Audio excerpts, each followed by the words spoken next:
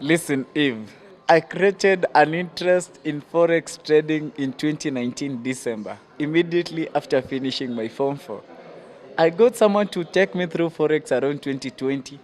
Tried a lot of people to teach me, even others are famous. They scammed me. You understand? Being scammed is part of the game, so don't complain. I was scammed. It is part of the Those journey. people who scammed me, they're driving bigger cars than mine and they're my friends. You understand? They're my close friends. I tell them, you showed me the streets and how to survive in the streets. They searched a Demio car. I have a Mercedes. Why can't they confirm the ownership of the Mercedes? Why can't they confirm the ownership of the Audi? Because maybe they checked and realized these things are under my name, so they could not post that. They checked the one that was not under my name and I bought that car under pressure since I wanted to do with it something. Right now, let them confirm whether it's under whose name is it. Maybe it's not my name, but it's one of my family members' name. You understand? So, if where is the problem of owning a car which I've bought on hire purchase? Where's the problem? How much is the deposit to buy a Mercedes? It's like 2 million. You understand? Imagine paying 2 million. You need to fuel that car. You need to service it. You need to change its tires. You need to maintain that car generally. You understand? Isn't that money? Isn't that money? Why should Gary reach out to me? I don't work in this country. You understand? Me, I don't work in this country. I don't have anything associated to the government. I even hear the government nasikia rumors. I don't know anything concerning the Kenyan government. So there is nobody who has reached out to me from Kare because I know I'm clean. That is number one. Number two, the 6 million was just peanuts. You understand? That was money I was just paying for my car at the yard. That didn't mean the limit of whatever I have. I have more. So you recently got your car? I got my car recently. It's like 3 or 4 days old. Oh. Yeah. An Audi. So ile pesa ilikuwa ya kununua gari. Nilikuwa yard hiyo nilikuwa nalipa. Nilikuwa nimetoka hivi ku withdraw. Kenyan Prince, uko aje? Kwa salama. Labda. Mimi niko poa, how matu? Guys, in case maybe hii video mtasikia sauti yangu ikiwa sijui aje, ni homa. Anyway, Kenyan Prince, hebu tuambie jina yako ni gani? Naitwa Raymond Omosa. Ama Kenyan Prince. Ama young sponsor. Ama baddest. Hey, uko na AKA mingi. Tunakujua kama youngest sponsor ama Kenyan Prince. Youngest sponsor ilitoka wapi? Okay, like before I even became famous, or rather your fame kidogo, before I even started my social media platforms, I had a life where I was suffering. And one thing I knew is that I wanted people to smile. I yearned for times I could at least smile a day. So I said, whatever I want to do in life, I want to ensure someone smiles. So I got the name sponsor with a major purpose of making people smile. So I wanted to sponsor smiles on people's faces. That was my pure intention. Like, mimi whatever I wanted, the sponsor name Sina Pesa. I just related it to smiles and nikasema, I'll sponsor smiles on people's faces for free with my content. That is I call myself Kenya's youngest sponsor. Okay, so back then content gani ndio ulikuwa ukifanya? Nilikuwa nafanya lavidavi. I used to do couple goals. So in that time? That time when I was beginning, yes. That's when you came up with that name? Yeah, that is when I came up with that name, with 0 followers everywhere. Yeah. So it was not about money or anything? It wasn't about money. I had no money back then. That was around 2020. I didn't even have a bob, even my rent, even food. Nothing.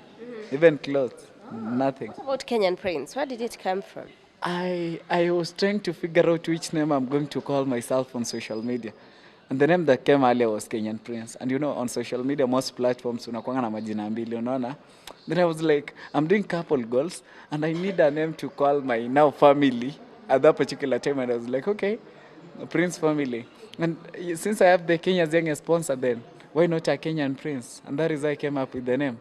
Yes. Wow. Okay, before maybe we continue, you can tell us, ilikuwaje hadi ukaamua, back in 2020, okay, I also started content in 2020, but hakukuwa na watu wengi sana walikuwa wanafanya content, but ningetaka kujua ilikuwaje hadi wewe ukaamua, you know what, let me start this thing, nione venye itakuwa. Actually, it was in 2020. It was 2021 April. I remember the first time I did a video was 2021, the 5th of April. So Starting content was like I had nothing in life, and I used to admire their more family and the Bahati. Kwanza Amor So these guys, I used to watch their content, the Bahatis and their more family, and they used to inspire me. And I was trying to figure out in which way I'm going to make people smile. Then I was like, this is nice content, I want to copy paste. And that is I got myself into doing couple goals. Yeah. Wow, so of course ukikuwa inspired kufanya kitu unasema sana it's about smile and everything. Like ulikuwa unajua wewe ni mfani ama hii mambo ya kumake watu wa smile, nini ilikuwa inakuinspire? You know, it's not everyone who is concerned about making maybe people who are around you to smile or be happy, you know. Since my pure intention was to make people smile, so, you know, these couple things, all of them are scripts. You know that. So I used to come up with scripts that I will know they'll end up leaving people happy. Yeah. So my scripts were kind of creative. Those You mean all nini tunaona ngapo? Unataka kuniambia hata prank zenye tunaona ni scripted? all these things are just scripted. Let's be realistic. Sisi ni wa Kenya, ukijaribu prank kama utakuwa umepigwa sufuria kwa kichwa. All these things are just scripts and you all know that. So we used to script something that could at least make people smile. Hakuna prank inaweza shutiwa na 20 minutes kama si scripts bana. Hiyo drama itakuwa imetoka outside the area of action. Kwani nyinyi mnashoot aje prank place tu moja? Wacha bana. Hizo ni scripts. So journey yako na kufanya content ya Couple Goal, how do you define it na ilikuwaje? You know, we used to watch you guys wewe na Kirubo until ikafika mahali you guys went separate ways. How was the journey in the beginning? I don't regret anything. I'm really proud of her. I can say she built me to some extent. And I can say the fact that I made a decision to settle at a young age gave me that room to develop myself, to improve on my status, because I knew at least there is someone I'm struggling for. You know, when you have a girlfriend, you have that pressure to work. And she was a mature girl. She helped me to know how to plan myself out. She even helped me in terms of managing my finances. So alinisaidia in terms of growth. She made me to avoid the peer, you know, the teens, tunaendanga club kunywa pombe. I didn't get myself into so many stuff. So you guys met when you were how old? I was 18 then.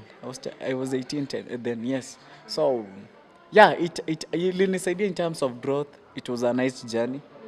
Though kuna kuanga na differences, ups and downs in every relationship, it helped me grow. That's what I can say. Yeah. But what exactly happened for you guys to come up with a decision to separate? You know, it's not easy, especially you guys being a familiar face. Familiar faces to us, tumewazoea kuwa watch online. Of course, you had you had a community that you had already built.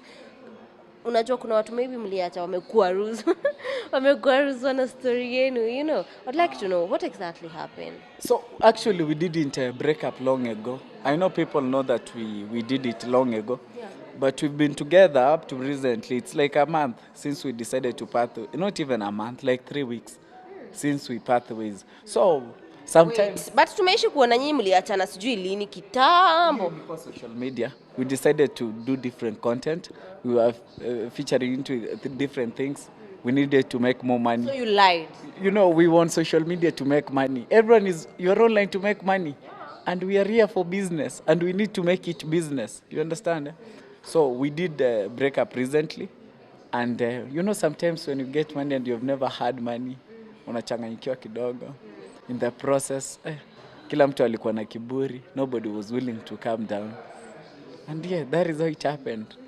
Kila mtu akaenda njia yake. I know most people will be shocked because sisi tunajuanga mliachana kitambo na pia watu walikuwa wana feel ni kama wewe ndio ulikuwa on the wrong. Watu wanasema pale TikTok nilikuwa naona watu wamtreat poa, mara wewe uko na una cheat, vitu kama hizo. There are so many accusations. So you want to tell us maybe those things that maybe you used to do zenye Wakenya walikuwa na feel unamkosea zilikuwa tu script pia. Before most of them were scripts, but later some of them were true. Of what do you mean by before and after? Before I mean like when you guys were thinking we were broken up and yet we were still together, those were assumptions. You see, those were assumptions. People were thinking and were imagining. Then later when we broke up, I can admit to some of them being true and some of them being rumors. But you know, if everyone has their downfalls,